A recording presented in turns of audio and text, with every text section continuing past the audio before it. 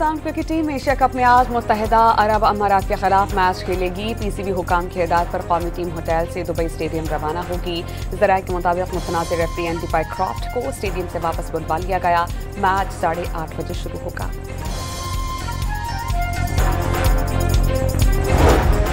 Chairman Pakistan cricket board ने अहम फैसले के लिए साबिक चेयरमैन रमीज राजा और नजम सेठी से मुशावरत की।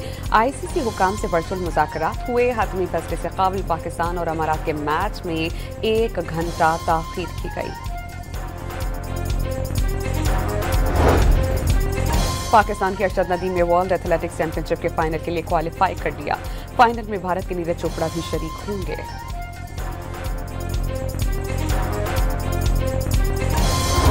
और वज़ीर-ए-आज़म शहबाज शरीफ का रियाद पहुंचने पर शानदार इस्तकबाल, गार्ड ऑफ ऑनर पेश और 21 तोपों की सलामी।